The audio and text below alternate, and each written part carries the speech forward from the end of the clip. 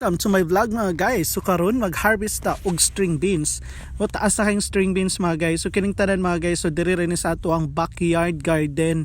So mas maigi na mga guys sa atong mga tanom-tanom sa ginagmay kay makagulay ra din ta og kanang organic no man ato makuha mga guys no sa atong organic nga mga tanom. So kini po siya mga guys nga similya nga kanang sitaw. Gikan po ni siya dito sa Shopee. So salamat Shopee.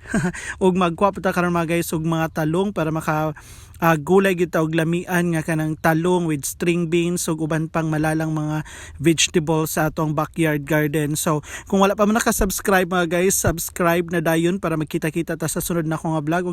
Uy, padayon na sagtanaw ni akong vlog ha para makita po ninyo ba kung sa gyud katsada kung naay backyard garden.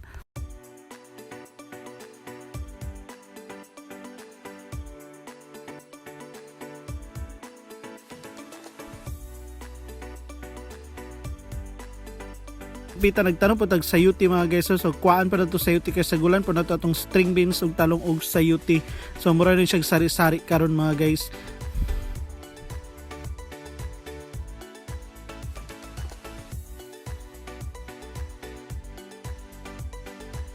So diri mga guys, ato nang slice ang talong. Ayan, so makita rin ASMR ta karon mga guys no kay slice na nato ang talong, ang uban pa nga mga malalang mga gulay para makaluto na dayon ta. Magtanong dito mga guys, lagi dito ma-harvest niya. Dili na ta magpalit-palit organic kay mahalabi karon mga para dito mga guys niya. Kino siya kay dili kay pagkasunod adlaw makagulay na pod. Daghan na ba ni mga guys, gamay lang tanan pero daghan na siya pag maluto na. So atong buhaton karon mga guys, ano siya? Gulay with tuna. Paano naman din man? Kanang sanay ka itong time lapse. Kinak. Mag-check tubig mga guys, ready ka matagukan. Matakang ka, mantik ang himim mo ng mga mangga. Oh, pagod tayo. Okay. Bagsa dito. Nabay ka. Ay, okay.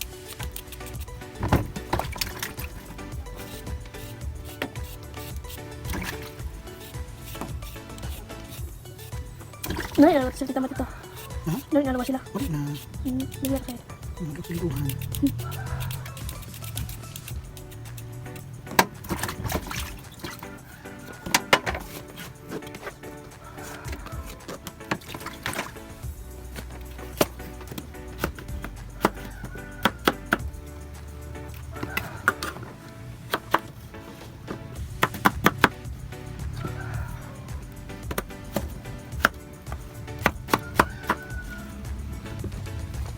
Ito na sa YouTube na butang.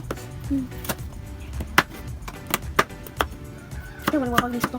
Magkano man yung liso? Yan, kuhaan yung liso kung katong gahi. Pero humok, yan. Naok na.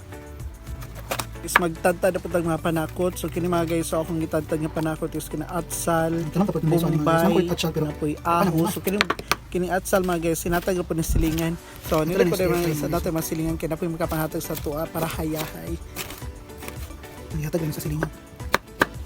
Hindi natin silingan mga guys kay napoy makapahatag sa hayahay ta kanabeng kilos atsal ron. 50 yata kilos atsal.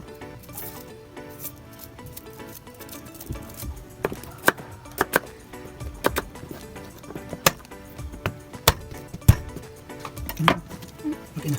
Nantog mikos-mikos ang mga panakot mga guys para makaluto na dayon tagdali.